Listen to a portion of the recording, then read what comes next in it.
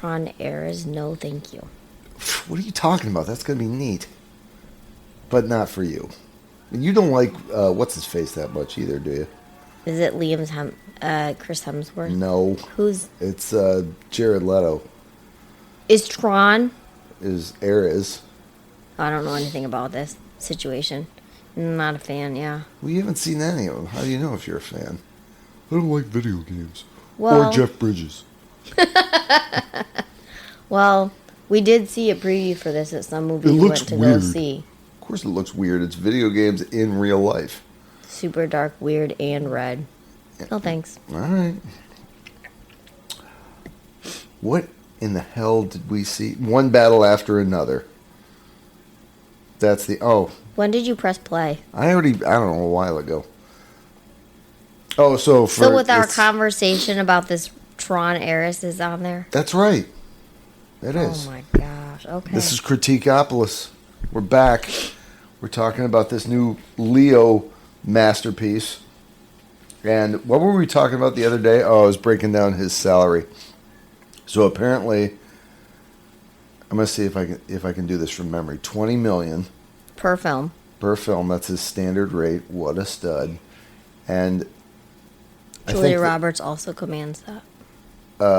What's his name? Or his management and agents get paid off the gross, so they're 10%ers, and then he pays taxes.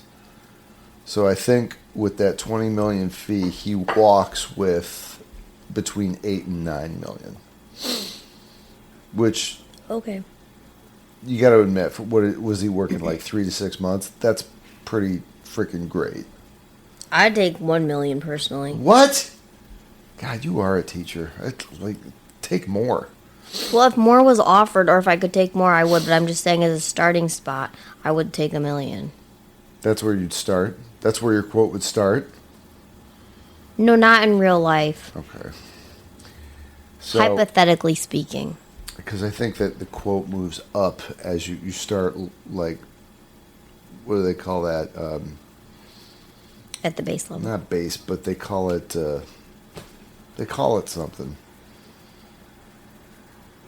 Like a day, there's a day rate, and then there's a, I don't know what it is.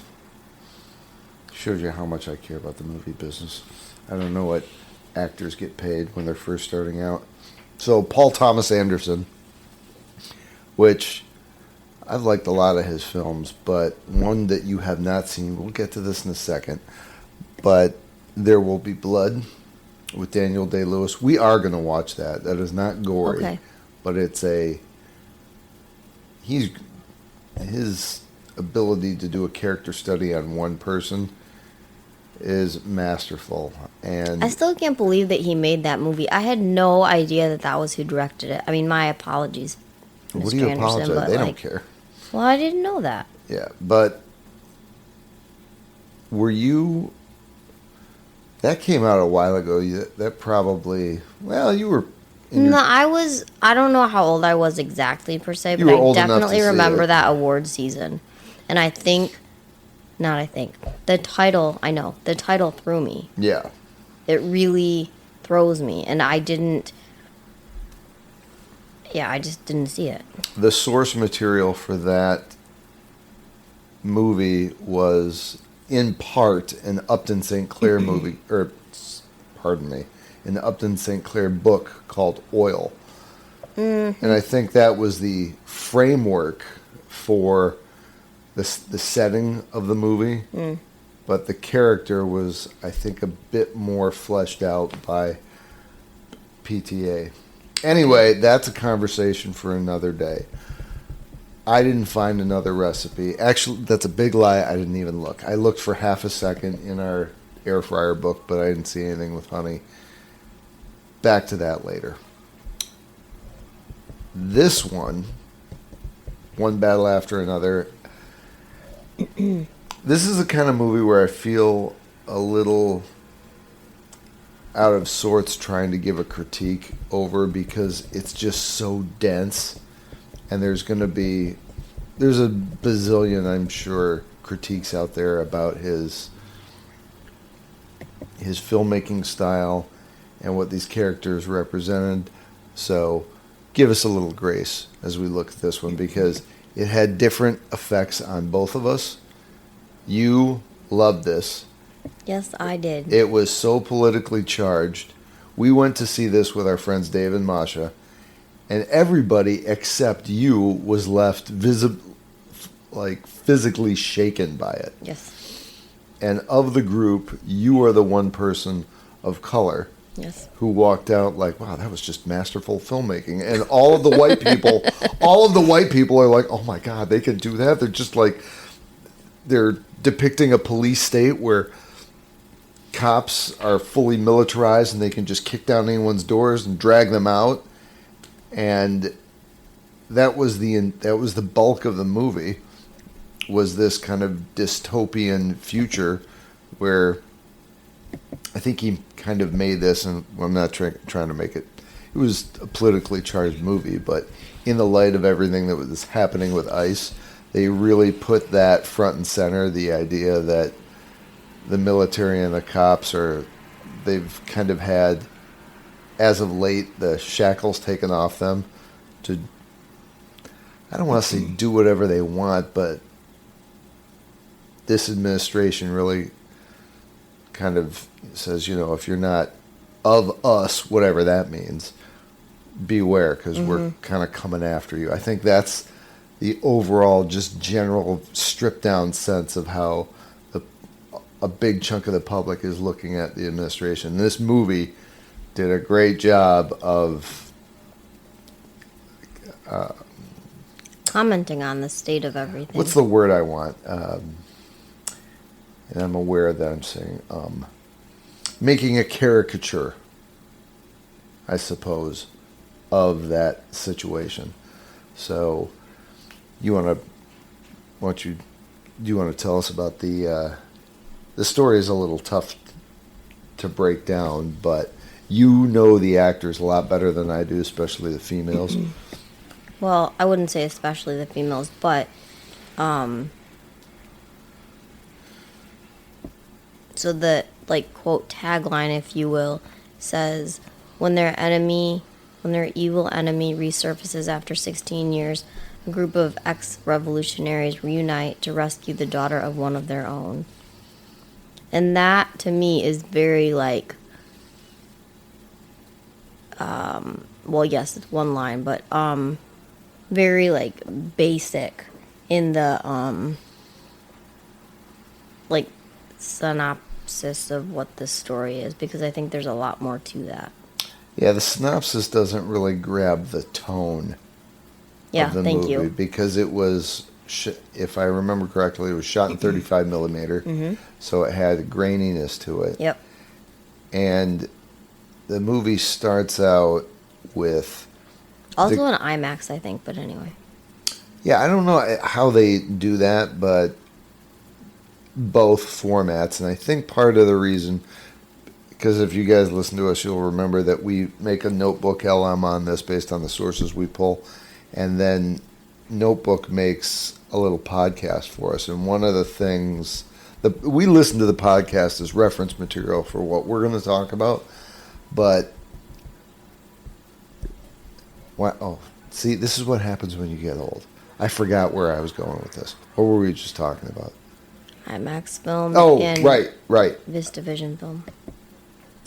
They said that they filmed this in two different formats so they could recapture more ticket sales, because they can release it on multiple screens in different formats and charge more for the IMAX. So it's a way to mine the same audience or prospective audience, people who want to see something in IMAX and are willing to pay a little bit more money for it. So that's how they're squeezing every dollar out of this, because this budget was berserk. 130 million. 130 million bucks, which there's been movies that have cost more money, but this was really ambitious. And from the stuff that I heard, it didn't sound like they didn't make their money back opening weekend for sure. No, definitely they didn't make it back opening weekend. And the other thing is, go ahead. Coming back. Sorry to continue. Well, here's the thing, though. It's whenever you catching up. Whenever you hear a budget, that doesn't include marketing and promotion. That can be almost equivalent to the budget, or 2/3 of it on top of the budget. So to market this movie, it was probably close to $90, $100 million bucks. On top of the of the budget. 130 million.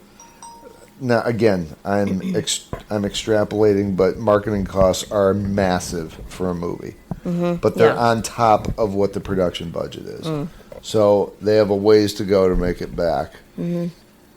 Now, it's not to say it's not going to find a home on streaming. There's going to be money made in foreign markets, but I think from what they were projecting, this is the thing I don't get is Notebook LM made it sound like it did really well. What were the... Actually, you could probably pull up Box Office Mojo. I am, yeah. Yeah. Cut from the same cloth, you and I. Very much. Because I'm curious to see where their number is now. And we're recording on October 11th. But while you're looking that up, DiCaprio is a... People don't listen to our show for hyper accurate details. Do you remember his name? Pat, maybe. Was it Pat? Yeah, I think so. I remember Sean Penn's character was Lockjaw. But he's Bob. Bob? Yeah, Bob is a explosives expert who works with this, or has started working with this resistance group called the French 79. And they're not in France, they're in America. I think it's 57. French 50. Is it?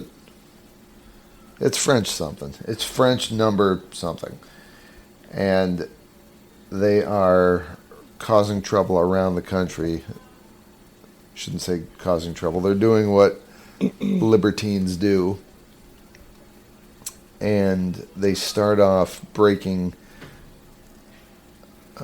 held immigrants out of a containment facility and blowing up government vehicles to do so. And the love interest of Bob / DiCaprio is, what's her name? Teyana Taylor. Teyana Taylor, who has a sexual aggressive nature to her and engages in some interludes with the commander at this detention center, Sean Penn. It's weird how it starts out. Were you a little thrown by that? Just how it was very quick. Yeah, she holds him at gunpoint. She's like, I'm really getting off on this. How about you? Okay, yeah, me too. And they start this thing up, and meanwhile, she has a relationship ongoing with Bob. At some point, and I'm leaving a lot of pieces out here because it's worthwhile to see the movie. Mm-hmm. At one point, she gets pregnant, and Lockjaw detains her because during one of their, what would you call it, insurrections or... help me out here, please. Don't stare at me. Where they're... What do you call those? Where they're causing trouble and blowing crap up and... Oh, I was staring at you because I was trying to figure out what you were telling me. Like when they're breaking into that bank. And there's a... What do you call it? One of their terrorist activities. Whatever. Yeah, sure. One of their escapades They're breaking into a bank. Someone gets shot and killed. And she gets arrested. Yes. And as part of her arrest, Lockjaw wants her to name names. And she skips. She runs off to Mexico and leaves her baby daughter with Bob. She just leaves, and it's kind of the end of her character, at least till the very end, as far as that letter goes. But the rest of the movie is you leap forward 16 years to when. What's the girl's name? I cannot pronounce it to save my life. Where is it? Teyana Taylor character? The daughter. Oh. Imogen, or not Imogen. What's her name? This is part of what the Oscar trip up is all about. It's Chase Infiniti. I thought you were looking for a character name. Yeah, I could have. Yeah, Chase Infiniti. Chase Infiniti. Mm-hmm. Which I don't care if she's a big deal actress and getting Oscar buzz or not. You got to admit that's a funny name. It is. It's a very interesting name. I would be very curious. You know how, and she's going to be doing hundreds of interviews, and if she gets Oscar buzz and nomination, then she'll be doing even more. But I'm very curious about the name, about her name, I should say. I'm sure at the time her parents thought it was the. I mean, it's a good name. It's something you're going to remember because it's not. It's unique. It's different. Maybe well, I don't know if that's where you're going with that, but I'm just saying. Yeah, I'm a little negative. Whenever names like that bug me. And I don't think everyone should be named Christine or Samantha or Frank, but I'm sure that her mother was very impressed with herself, like deciding on that name. Yeah. She's going to be famous one day, and now she is, so it's paying dividends to her mother, I'm sure. Mm-hmm. Anyway, Chase's character matures to the age of 16, and Bob has exited the French 75 or 58 or whatever it is, and he has taken up residence in a quote-unquote sanctuary city. Mm-hmm. They had to pull out of the, I guess they're just inactive members of this resistance, the rebellion. And the daughter has not really grown up in that culture, in that rebellion culture. Yeah. So she's just been educated about it by her dad. And she just wants to be a teenager going off doing, teenage things. I don't want to see this.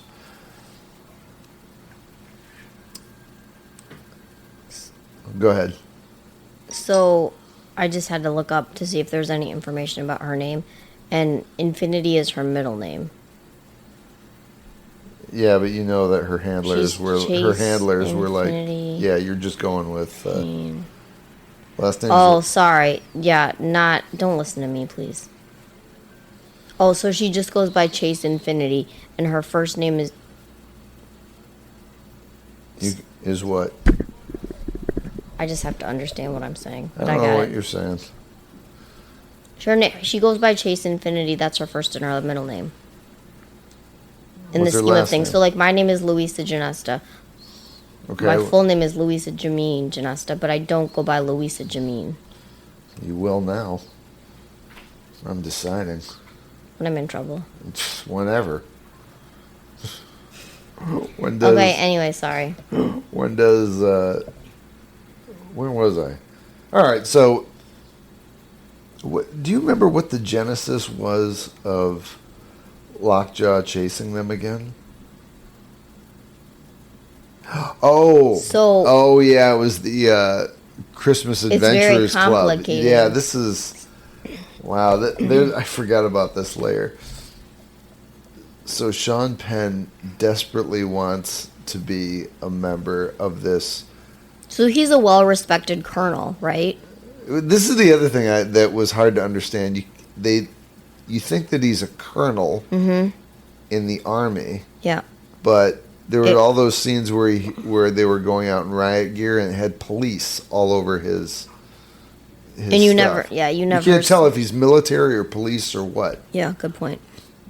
But he's some high-ranking official whom a lot of people respect, who's apparently done a lot of great things. Yeah, some military leader.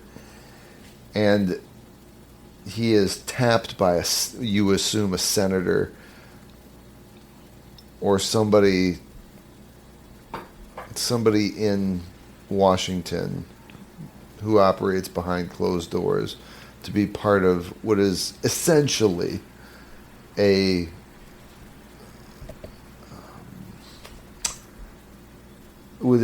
which is essentially like a white supremacist organization, but they're not wearing the hoods and all that stuff. They bill themselves, as a lot of today's administration, American political administration, bills themselves as good, proper Americans, whatever that means. Mm-hmm. But it's all white old guys. Yep. In suits. With no sense of humor. So. Headed by who? Oh, that's right, Tony Goldwyn. Tony Goldwyn is the big deal. And it's funny because when he's meeting these guys for the first time, it becomes very evident. They frame this as he's meeting. It's like he's on an interview. Yeah. Mm-hmm. And they're at like a special party. I think someone's birthday. Right. And they go off to like a private room. Right. And have this, as you call it, interview. It's very interesting. And it was funny because they're like, well, we got to check you out. Just make sure there's nothing untoward or un-American or quote-unquote, unwhite about you. And it becomes, how does Lockjaw realize that he may be the father of Chase Infiniti's character? Do you remember? So I honestly don't remember. It's somehow he becomes hip to the idea that having had this relationship and having produced a kid out of it could be detrimental to his Tiana Taylor. In case we didn't mention, Tiana Taylor is black, and this group, the Christmas Adventurers Club, I don't know if that's supposed to be an acronym or if it's just supposed to be CAC. Because it's like CAC. Mm-hmm. Mm-hmm. Which would make sense if this was a Canadian movie. Mm. You know what I'm saying? Yeah. Man, he's trying to become a member of the CAC. Mm-hmm. So Tiana Taylor is black. Chase Infiniti is mixed race.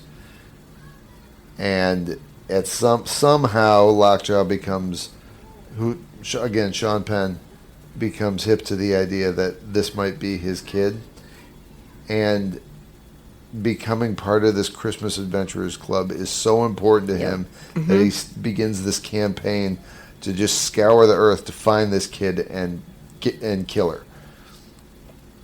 Awesome parenting. Yeah. A kid you've never met. You want to find her when she's 16. Right. So I don't want to give away the rest of the movie.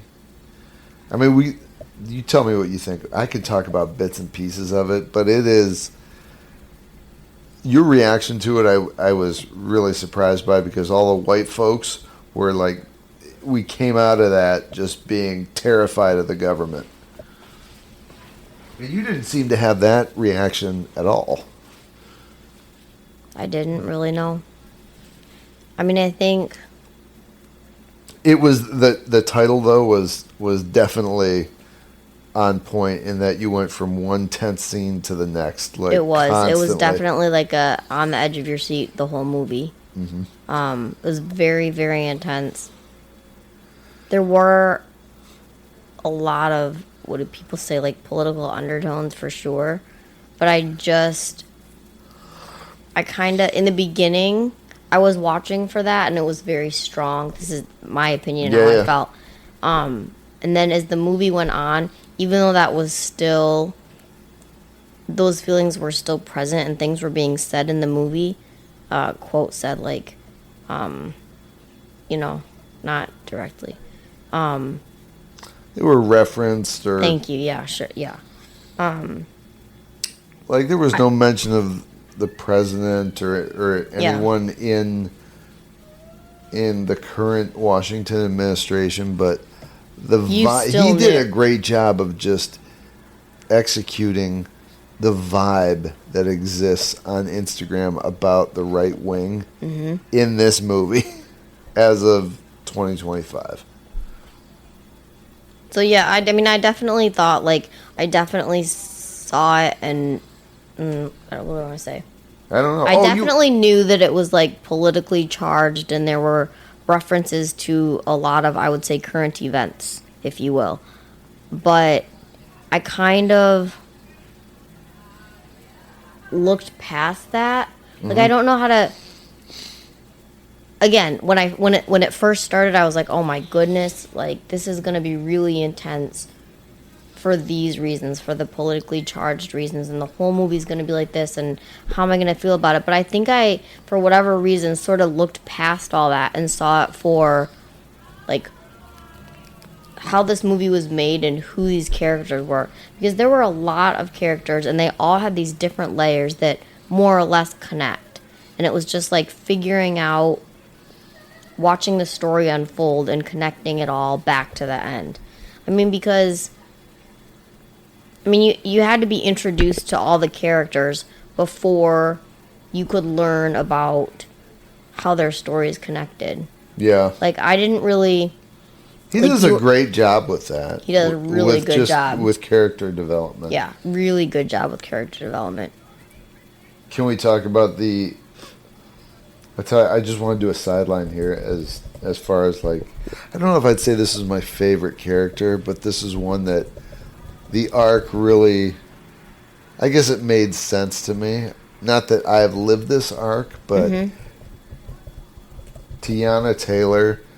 She was all piss and vinegar, super horny, a crazed revolutionary, and she was bananas. Yeah.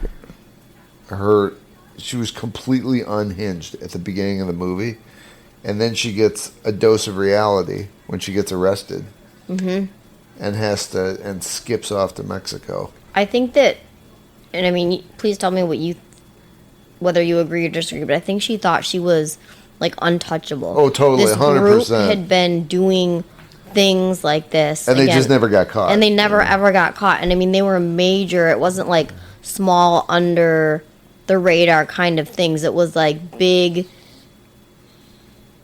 what's the word? I don't know, like, not events, bodacious, but, like, they like, just went... over the top, very... They were calculated, but... still very... Oh, I know the word you're thinking of, too. And, well, I thought you were struggling with it earlier as well. But it's just, like... ambitious. Extremely ambitious terrorist attacks. Yeah. I hesitate to call them terrorists because they weren't... No, I wouldn't... Yeah, that's not... revolutionary things. Like, they were breaking large numbers of detainees out of... federal holding. They were definitely, like, as people say, making a statement or drawing attention to, their plight or whatever. And part of that is they were ripping off banks because they didn't agree with how the economic system is set up and works, and they needed to fund their endeavors. So stealing from banks is part of that.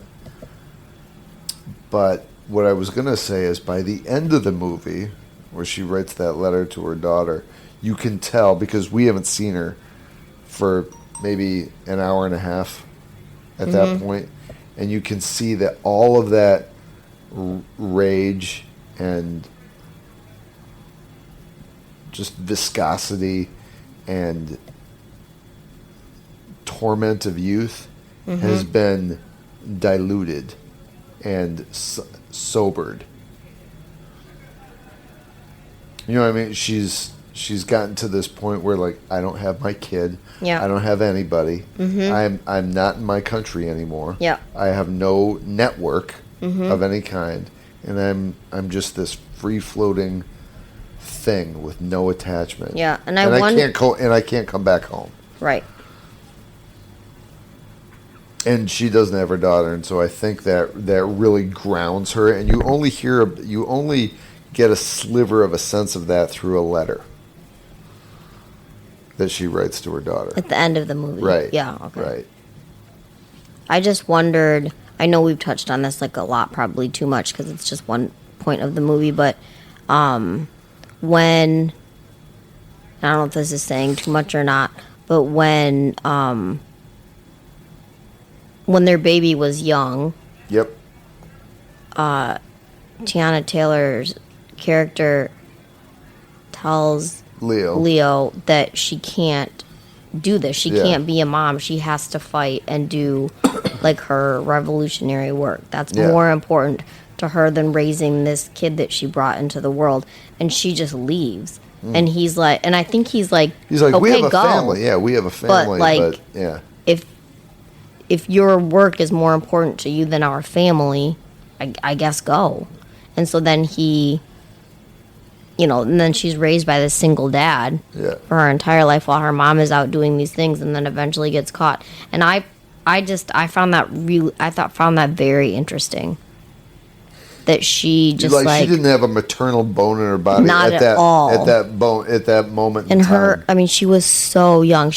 I feel like it was like within weeks, maybe not. Yeah. Months. I don't know. The baby was. Yeah, yeah, and it just like that really got me. I found it funny because there was that scene where Willa, that's her name, Willa, the daughter. Chase Infiniti's character name. Yes, thank you. There was that scene where Bob was meeting Teyana Taylor's character's mother. Mm-hmm. And they were in this really kind of a nice house.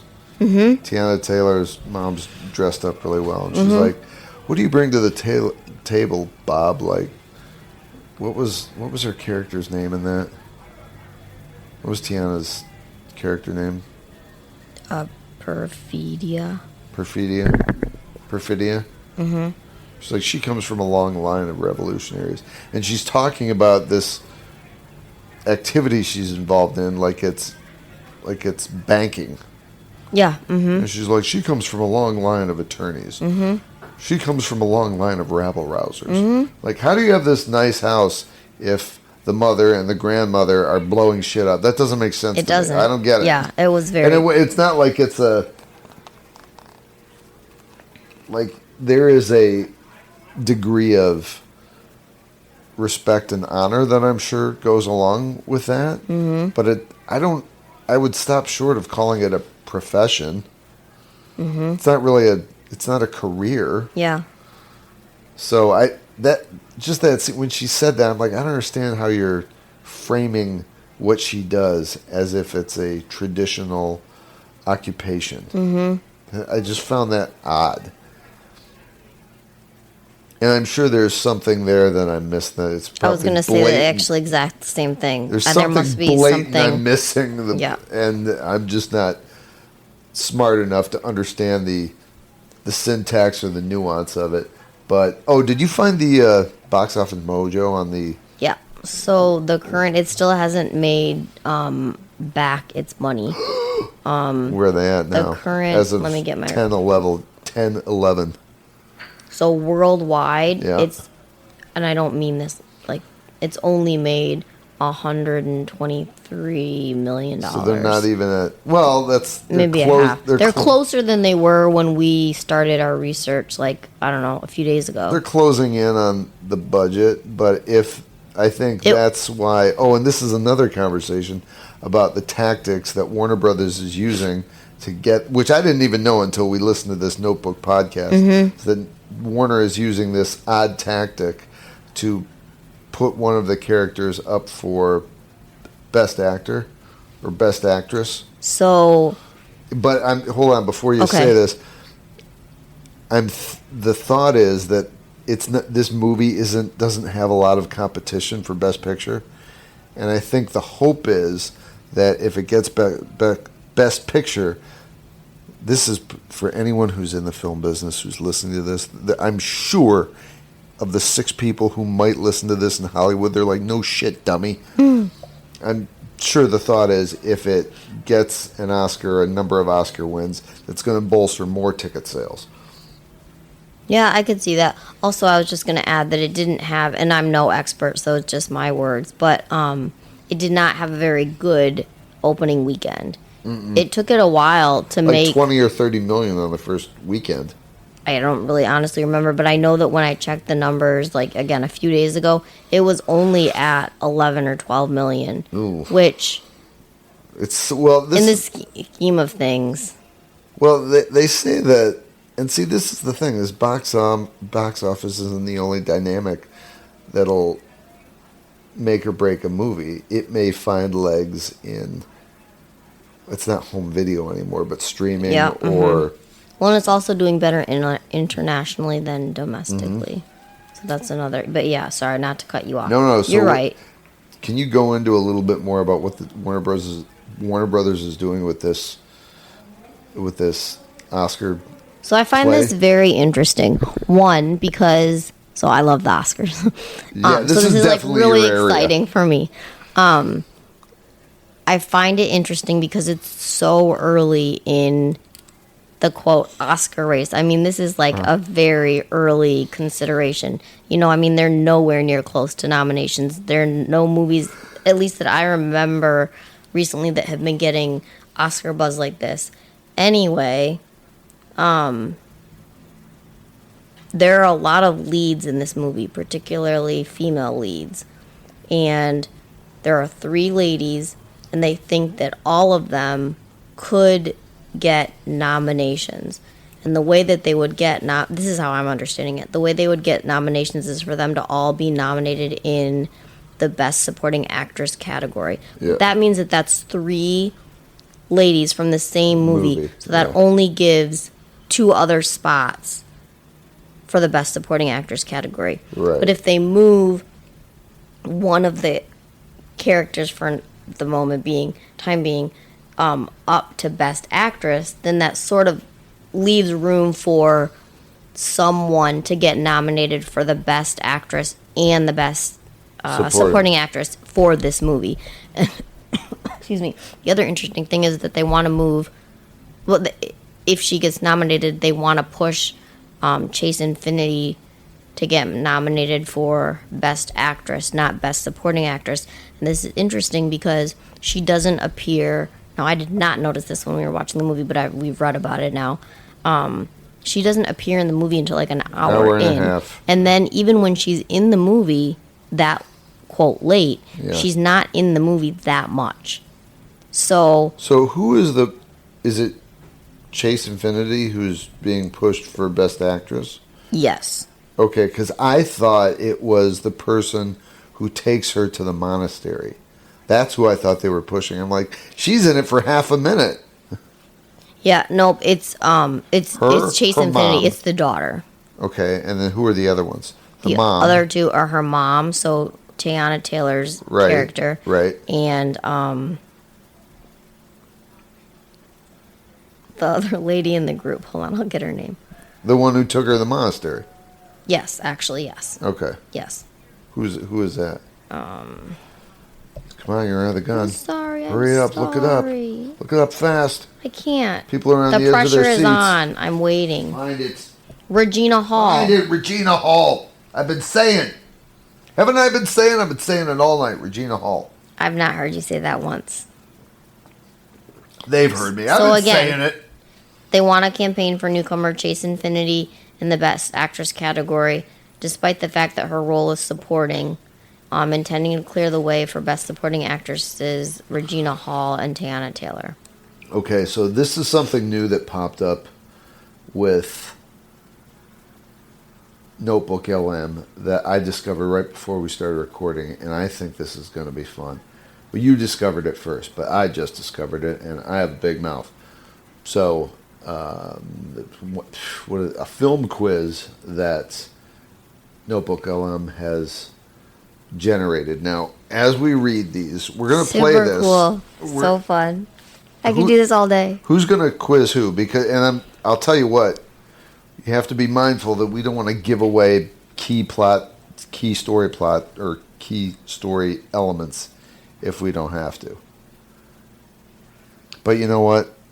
If it doesn't work, we won't do it going forward. But do you want me to quiz you? Or you want to quiz me? You want me to quiz you? I want you to quiz me, yeah. All right, here we go. In the film, One Battle After Another, what is the primary motivation for Colonel Stephen J. Lockjaw, played by Sean Penn, to hunt down Willa Ferguson? Okay, so I'm going to read these, and then I'll select them. I'll go to the next one. There's 12 of them. He believes she holds the key to dismantling the revolutionary group, the French 75, A.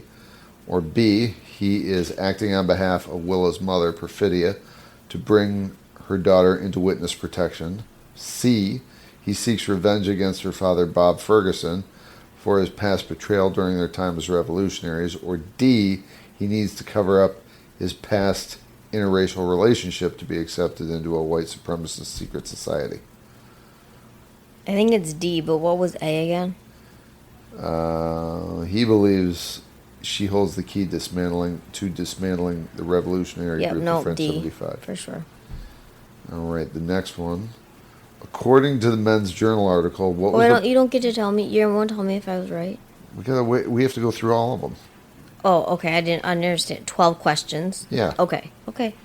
I think it'll give us... I mean, you were right, but I'm not going to tell you going forward. I'm going to see what it looks like. Sounds good. According to the Men's Journal article, what was the primary strategic reason for Warner Brothers to campaign for Chase Infiniti in the Best Actress category for the actors? A, recognize that her role, while short, was considered the true protagonist of the film. B, to allow her co-stars Regina Hall and Teyana Taylor to compete against each other in the Best Supporting Actress category.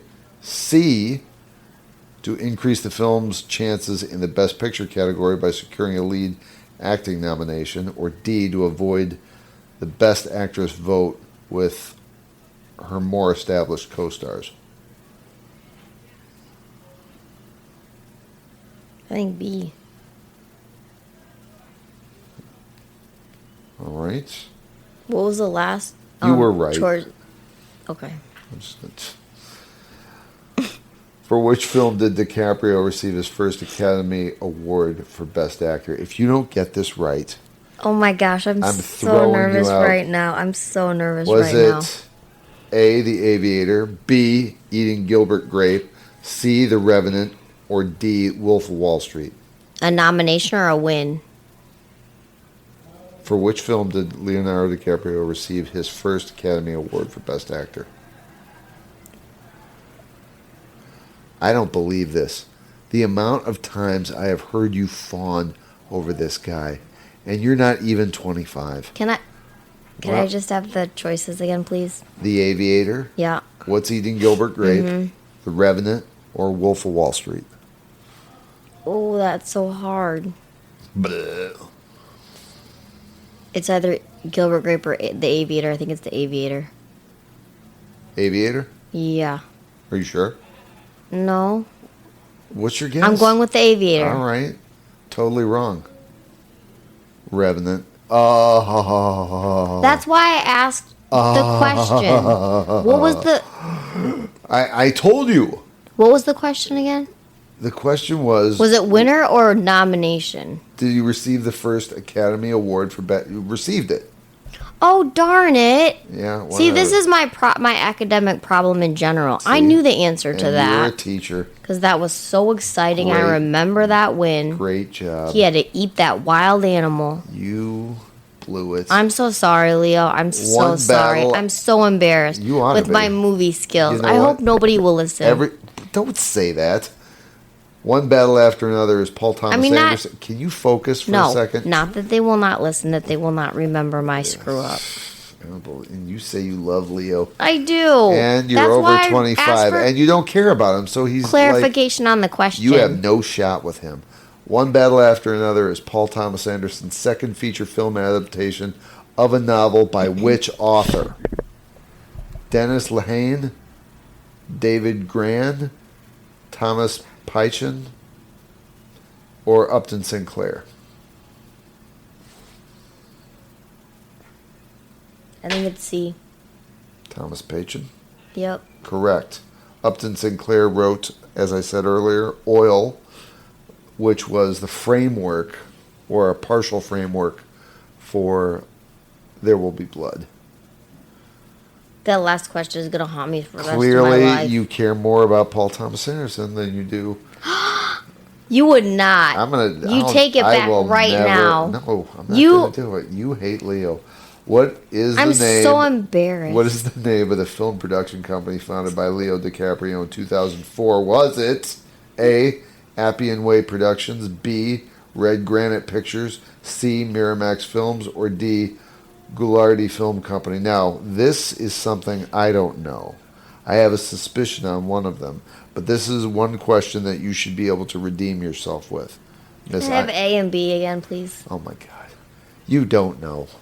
Appian Way Productions, or Appian Way, Appian, Appian Way Production, or Red Granite Pictures. I'm going with B, Red Granite Pictures. Okay, I hit Appian Way by mistake, which was correct. Red Granite, totally wrong. I hit them both. Red Granite. Man, you hate him. I don't believe all this. I do not hate him, ladies and gentlemen. The years I've been listening to. Leo is so fantastic. Let's just point out while I'm failing miserably at this quiz. I would never spend time with you if Leo was around. He's so much more interesting than you are. No offense to Leo, but we've had this conversation before, and I'm way too old for him. Oh, yeah, he would never date you. Way too old. You are... I'm like a dinosaur. Seriously, you're like a mummy. You're like an Indian mummy. Which of the following... That's the other thing. I'm Indian, and he doesn't do brown. How do you know? You could have been a first. If only you got started 25 years earlier. That's true, but I didn't go to the Oscar for the Revenant with him, so... Section 6 here. Which of the following Martin Scorsese films starring Leo DiCaprio was submitted for the Best Supporting Actor nomination for DiCaprio's role, despite him being a lead? Do you want me to read it again? I'm going to read it again because I didn't even understand. Okay. Which of the following Martin Scorsese films starring Leo DiCaprio was submitted for a Best Supporting Actor nomination for DiCaprio's role, despite him being a lead? So he was a lead in all these movies, but he was submitted for Best Supporting Actor. Okay. This is a third Leo one that you should know. Was it A, The Aviator, B, The Departed, C, Gangs of New York, or D, Shutter Island?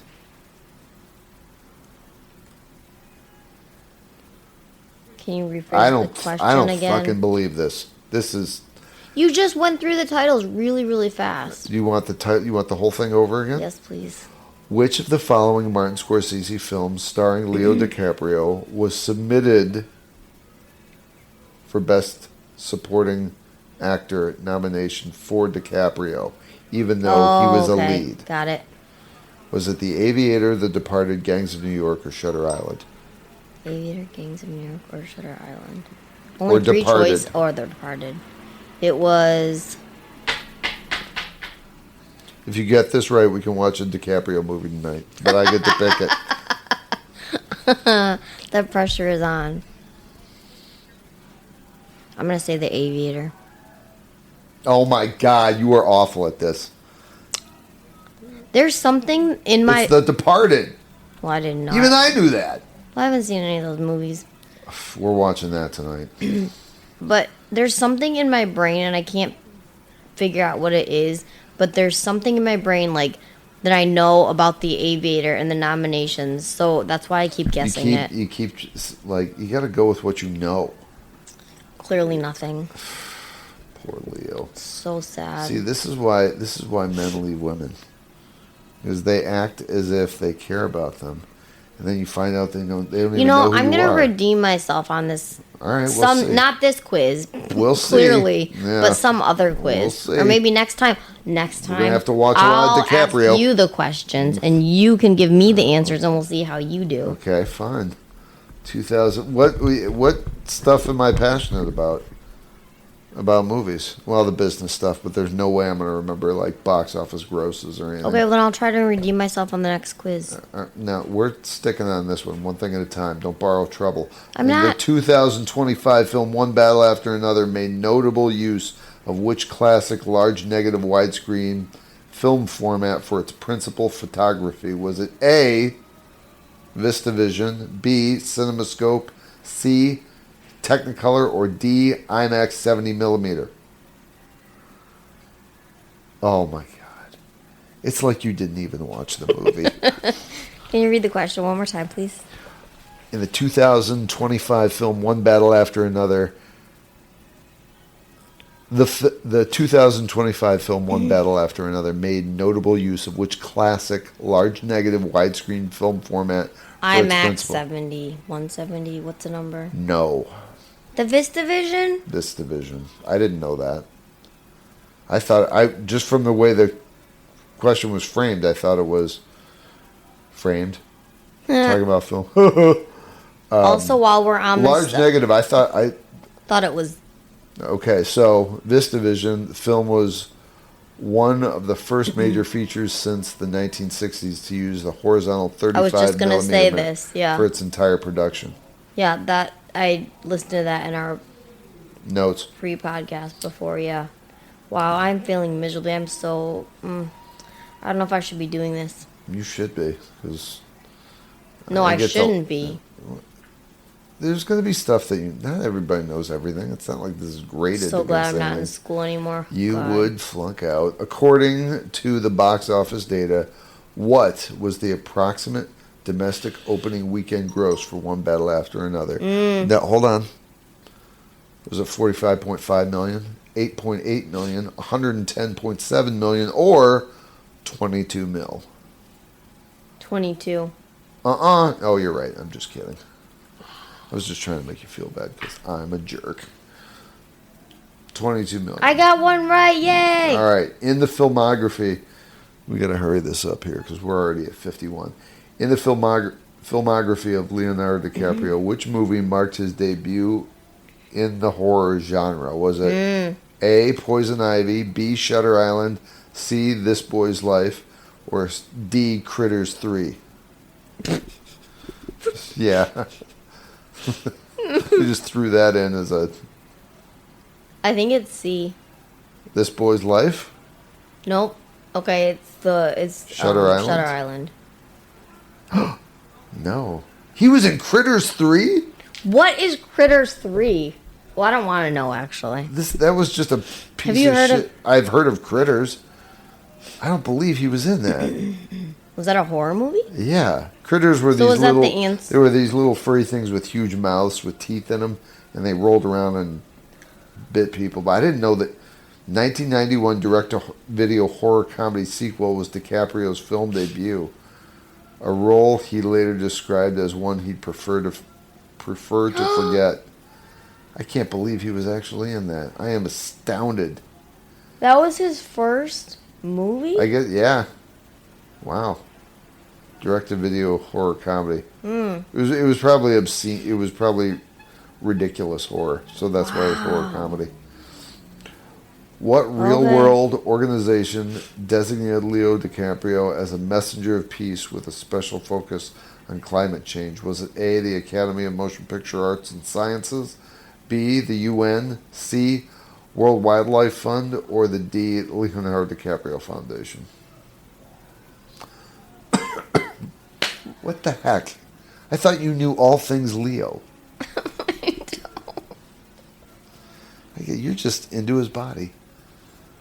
That's it. Why would you say that? Well, it's because you clearly don't know anything about his mind or the things he's interested in. I don't want to guess anymore because I don't know. No, we started this. We're not going to... Okay, keep going. I mean, please read it again. All right, we'll do it together. Real-world organization. What real-world organization designate... Why can't I talk now? I'm saying World Wildlife. That's what I was going to go with. Designated him to be a messenger of peace. That's what I would think. Shit. No, it's the UN. Damn it. Oh well. I'm so glad this isn't a school test. In the plot of One Battle After Another, who is revealed to be Willa's biological father? Sean Penn. He's not on here. Sergio St. Carlos, Bob Ferguson, Colonel Stephen J. Lockjaw, or Howard Somerville? Lockjaw. There you go. See, you didn't fail. You got a D-. Well, that is the movie we're discussing, so hopefully I know something right. According to the audience polling data cited in the Wikipedia article for One Battle After Another, what average grade did the film receive from Cinema Score? Was it an A-, a B+, a C, or an A? going to say a B+, but I have no idea. No. An A. Oh, that's nice. Well, let's see how poorly you did. Wow. Got to take that class again. You do. You got a 5 out of 12. That is below that's failing. Really bad. That's a 42%. That's really bad. Man. Okay, to redeem myself a little bit, I'm just going to point out the fact that this is our 75th episode, so yay us. Oh, Good yeah. job. 75. Big 75. French 75. French 75. What? Tied that all together like a Mark Norman joke. We're back on the winning streak now. It's like a Mark Norman joke. I tied it all back together. That was really good. So, yeah, we're at 75. Nobody's sponsoring us yet, but, that's just a question of how many more of these are we going to do. And it's fun on Saturday afternoon, so we're going to keep doing it. Do we have another movie picked out? You know what? I'll tell you what. This is my pick, isn't it? Yeah, kind of, yeah. I really do need to pick out a movie. Well, I mean, this one was DiCaprio, and I know you wanted to see it. But you know what I wanted to see is I want to watch one of those animations from that Instagram feed I have. Oh, yeah, we should. We definitely And there should. are some, and here's the thing. Several. There are several that are... You want to pick it. Well, here's the thing. I know that when we watch the previews, some of them make you uncomfortable. Yeah. But as I've said before, you got to expose yourself to that kind of thing. The one I want to watch is the puppets that become live in the theater. That's the one I remember. I'm like thrilled with this because I know how you feel about clowns. But if I don't like it, don't come back to me and be like, No. I just want to try it. See, this is the thing. Louisa does not like clowns or anything that has exaggerated features or is out of the ordinary in terms of style or physique or presentation. So when it's exaggerated, like caricatures, they make her uncomfortable. So the fact that you're willing to watch a movie about a puppet or puppets being possessed is a big step for you. You have to watch it with me. I'm not watching it by myself. 100%. I don't remember the title of this, but you know what? I wonder if I can find the... Okay, well, while you find it... Yeah, you talk. I want to see if I can find the Instagram feed for that. We might need to go back and watch some of his clips to see if that's the one that I want to watch, but... Yeah, the one we just watched the other day. Yeah. Yeah. Where he wanders into the old puppet theater. Playhouse, yeah. Yeah, that's it. But I also feel like there were movies that he recommended and he'd be like, they're not super horror. They're more like... I don't remember the rest of the words, but like... They're unsettling. They're like... Especially animations. Secret of Nim is a great example. They're animations, they're cartoons, but a lot of like Saturday morning cartoons are happy and they have a theme and not that these don't have a theme, but they have everything's tied together in a nice little bow and a happy ending. And these are not. These communicate real world situations that people deal with, and they have... And how it affects them. An abrasive... they can have abrasive imagery. They can be difficult. They can evoke a lot of tender emotions, and especially if you see these kind of movies as a child, they leave a lasting mark on you. I don't remember how to find this guy's feed, but we'll talk about it in the next episode. It's just film or something, or it's... I have no idea. It's just... But I also have to continue pointing out my love for Leonardo DiCaprio because it really is true, despite how I did on this quiz, which isn't anything, it's just a small moment in time. But this being our 75th episode, our first episode was on the movie Catch Me If You Can, which is a movie that I love. And who does it star? Oh yeah, that's right. It stars Leonardo DiCaprio and Tom Hanks. I love both of them, and it was a fun movie. Steven Spielberg, airplanes, pilots, all that kind of good stuff. So anyway, we just thought that was a cool connection. I don't know if you'd call it a connection, but... No, it wraps it together pretty nicely. Yes. I will find... At some point, I'm going to reference this guy's Instagram feed because all of he just does animations from the, I guess, 50s on up, like 70s and 80s, that evoke a lot of emotion. Which I didn't even know that there was only. I thought there was only a couple movies like this. There are a bunch. You know, I think I may have told you there was. Well, you know what? I'll tell you about this later. We're already an hour, or 60 minutes. We'll pick this up later. Enjoy if you get a chance. Go see one battle after another. It's worth it. Definitely, I'd see it again. Talk to you soon. Hugs and kisses. Toodaloo.